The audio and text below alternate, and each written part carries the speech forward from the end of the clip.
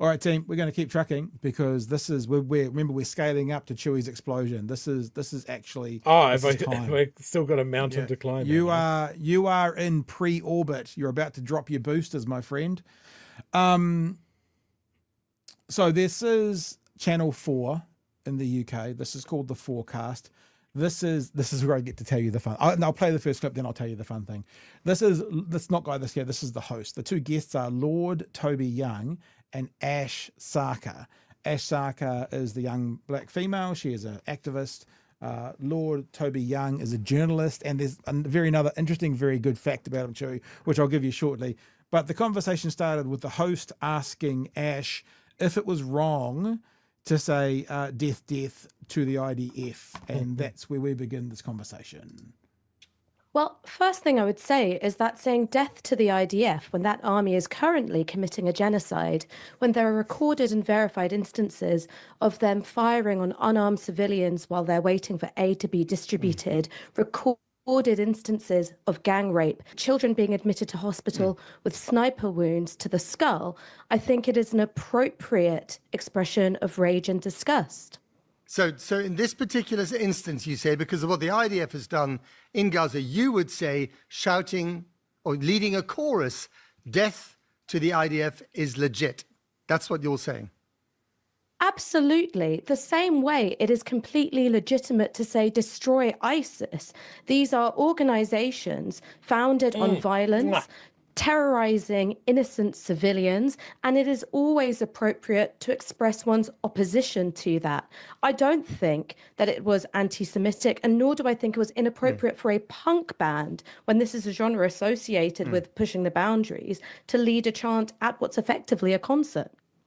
Okay. Toby, what's your reaction? Well, I think Ash and I profoundly disagree about the military operation in Gaza, which I believe is a legitimate act of self-defense on Israel's part. And I thought it was particularly insensitive to chant death to the IDF at a music festival, given that something like 350 people were killed at the Nova Music Festival on October 7th, 2 years ago. So, okay, just wait. He actually, this is over the last 48 hours. Wow, that's tenuous. He evoked right to defend themselves. And did you hear how he said it? What word did he use? I don't know what he used, but he said it wasn't very polite. It wasn't very kind. Here's my little tidbit about Lord Toby Young. Do you know who this guy is, Chewie? Do you know what one of the things he's famous for? It's going to blow your brain. Oh, please tell me.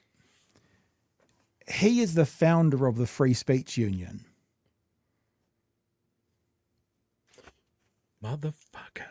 He is the founder of the Free Speech Union. He is on television right now, and recorded, talking about this group's speech and why it wasn't okay. He is the founder of a union, which is not a union, a group that goes around the world talking about free speech. And he's spending this conversation telling us why Bob Vylan should not have said what they said on stage. He is the founder. He's not a member. He's the guy who started the whole thing of the Free Speech Union. I mean, please, bitch. What do you say?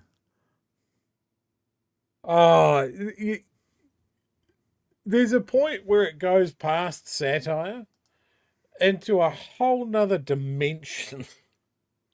I'm like, why doesn't this man explode from irony poisoning? So here is the write-up and then show notes.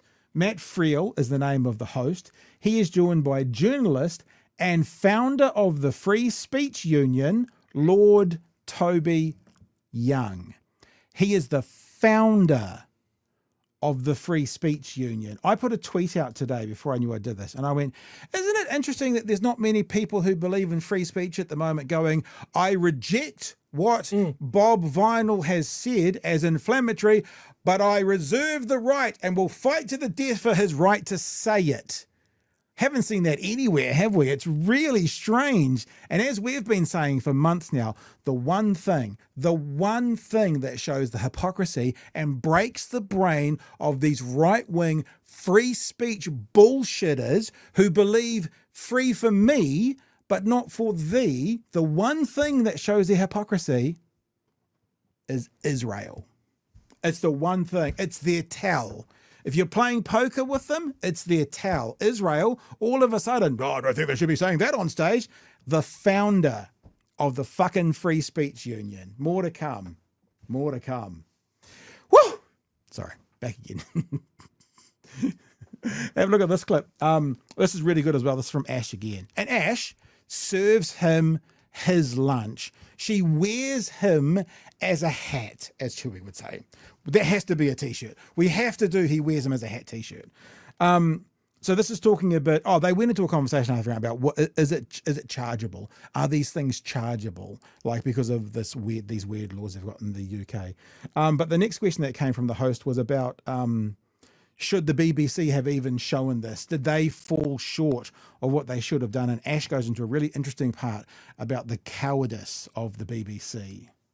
I think the BBC has, on repeated instances, displayed an appalling lack of moral fortitude when it comes to freedom of expression, whether that's artistic or journalistic. There is a documentary, which I believe Channel 4 is now going to air, about the experiences of medics in Gaza who are under attack. The BBC, for some reason, decided they didn't want to show it, despite it being a factual documentary. And when you look at their coverage, there was a recent study released by the Centre for Media Monitoring, which showed that the coverage of Israeli deaths gets 33 times more attention on the BBC than coverage of Palestinian deaths, despite Palestinian deaths outnumbering Israeli deaths by about 34 times. Similarly, when...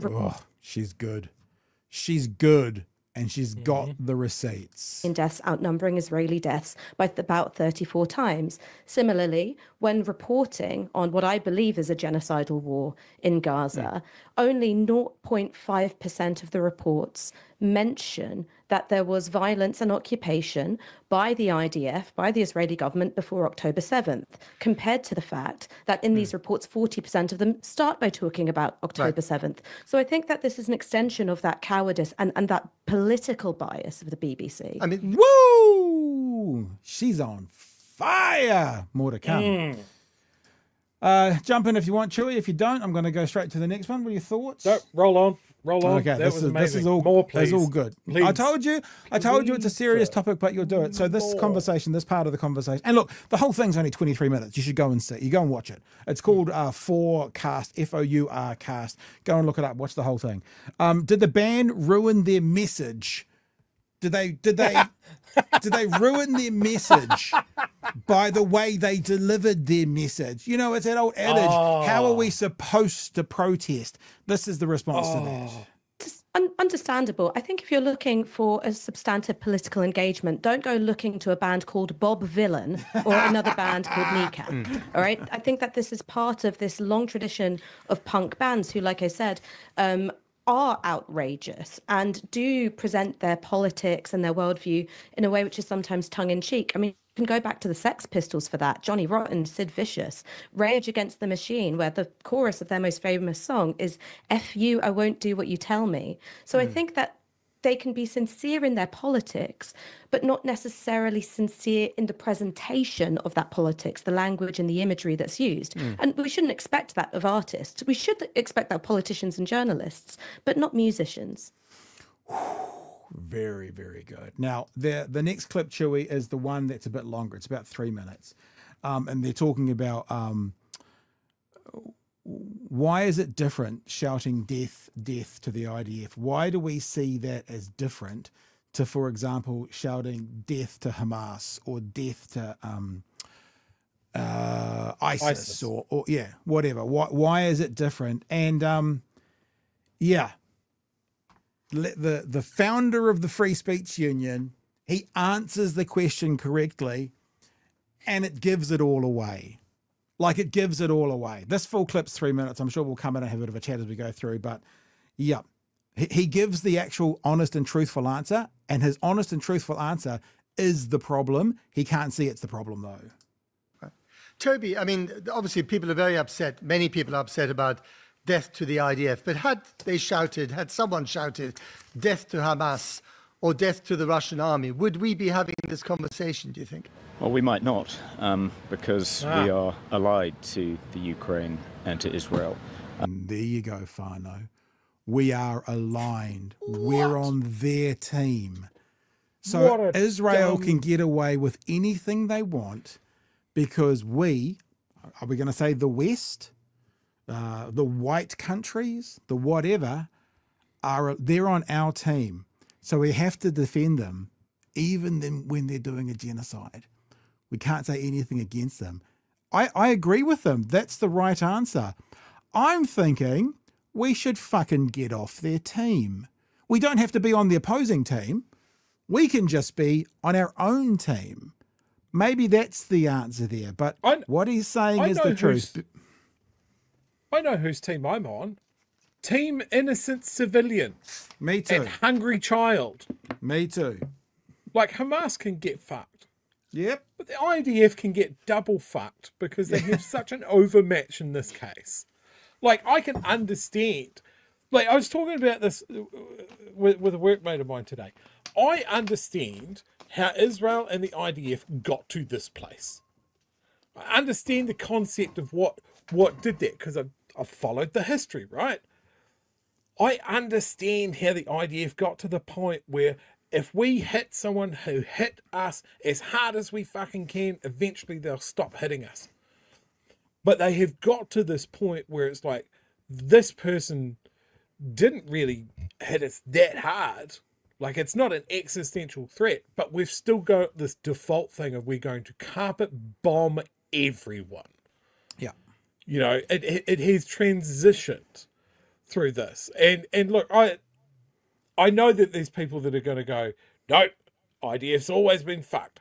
And maybe there's some truth in that, but there's been a very clear change. I don't think Israel is going to recover its reputation from this, like globally. I have never seen cut through in support for the Palestinian movement, for the just open recognition of like, oh, the Israeli settlers are just a bunch of insane people. You know that there has been, I think it's something like 413 settler attacks against Palestinians in the West Bank in the last month.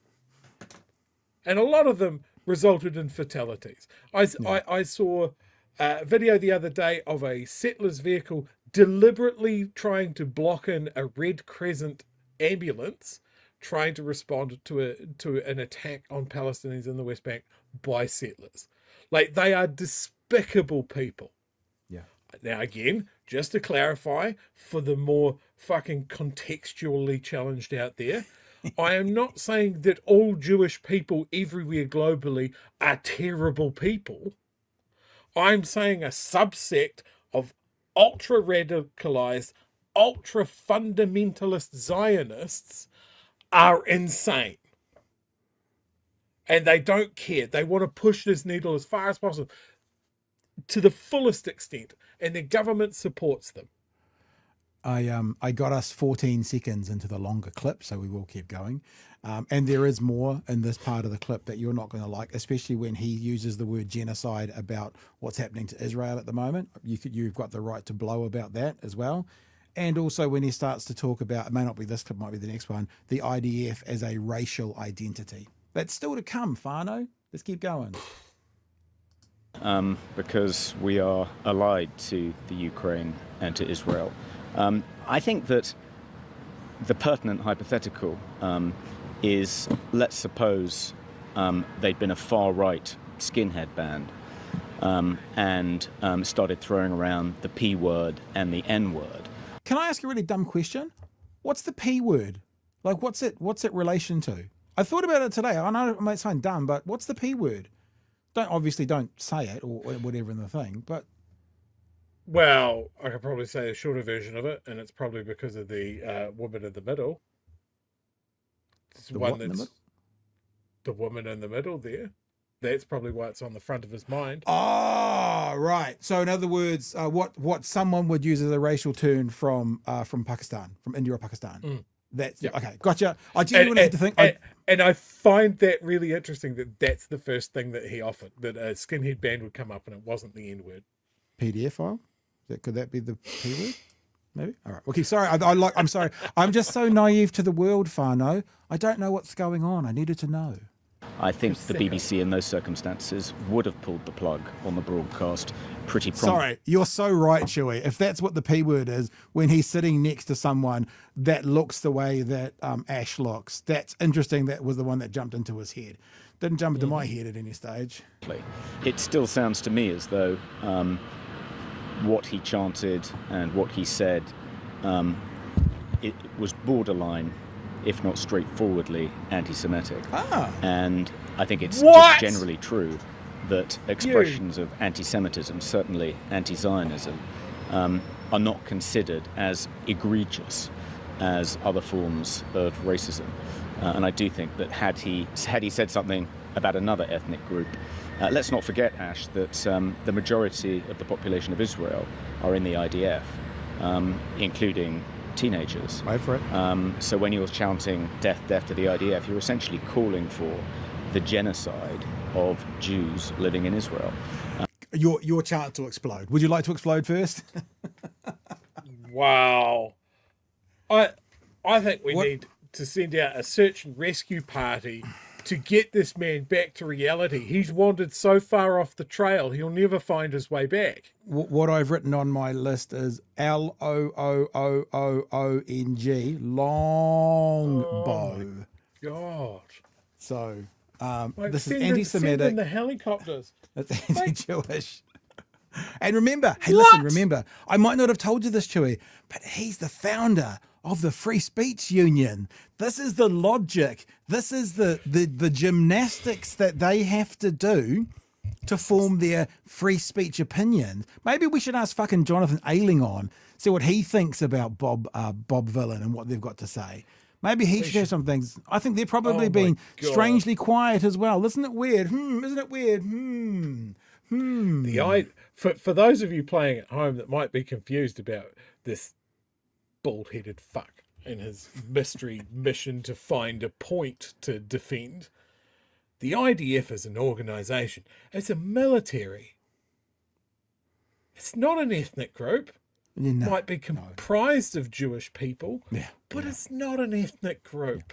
The American army is not a Christian army.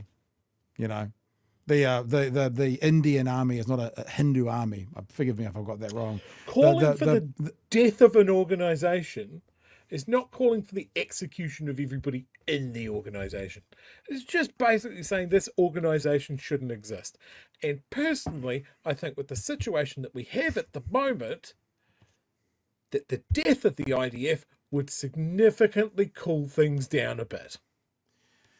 All right. Hey, I'm sorry for this long clip, making it long, but we'll keep going. I'm afraid you have to look at him.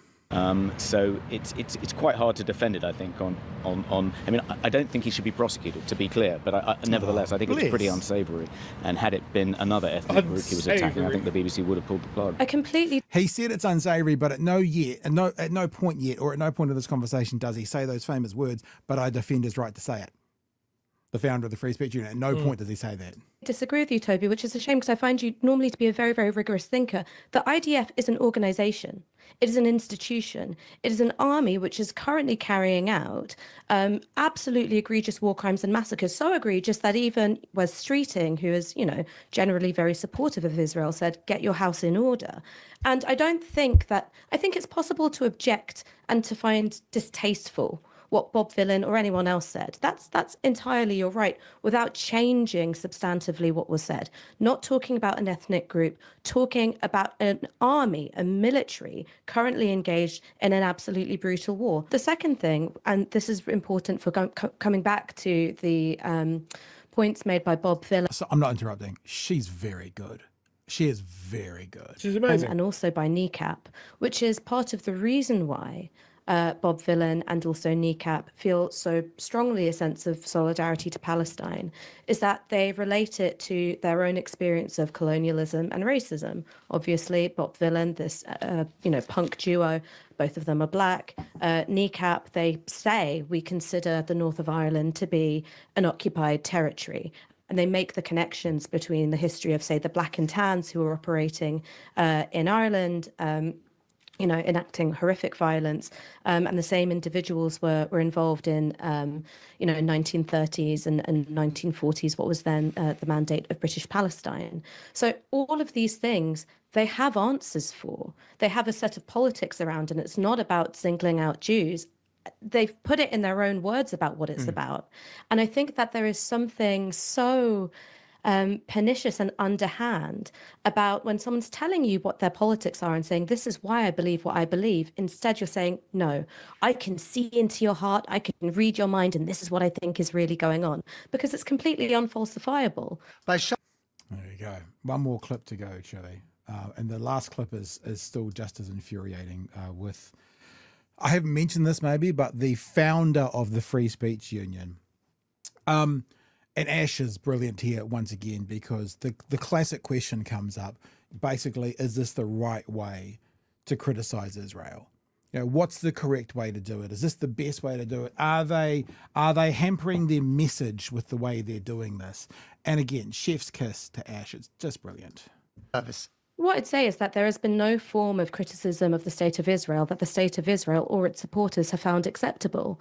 From the river to the sea, they don't like that. They don't like it when you call them an apartheid state, despite the fact that leading international human rights organizations like Amnesty, like Human Rights Watch, have called what they're doing apartheid. They don't like it when you call what they're doing a genocide, despite the fact that South Africa and other countries have presented a compelling case at the ICJ. They don't like it when even Keir Starmer and Emmanuel Macron, who are hardly punk rock radicals, say, hey, you've gone too far, you need to let in some aid. All of that is anti-Semitic. So I think that while you may once more think, oh, this isn't helpful to the cause, and I think it's fine to have that opinion, I think that one shouldn't think there is a form of expression that wouldn't be labelled as anti-Semitic by supporters of Israel. And I, again, would like to return to this point about the difference between political art and politics itself. Political art has always been about pushing boundaries. You say things in ways which are highly emotive. And punk bands especially have always done that. I mean, you only have to go back and, listen to songs by The Clash, for instance, like Spanish Bombs. It's all about telling an emotional story. And I think that Bob Vylan they see themselves in that tradition. I mean, one of the rappers who has inspired Bob Vylan directly is Dizzy Rascal, who's not particularly political, but when he raps, all I care about is sex and violence, a heavy bass line is my kind of silence. Sure, that's going to be off-putting to some people, and some would say, oh, Mr. Rascal, you're letting yourself down, but he's a rapper, he's a punk artist. What do you want from them?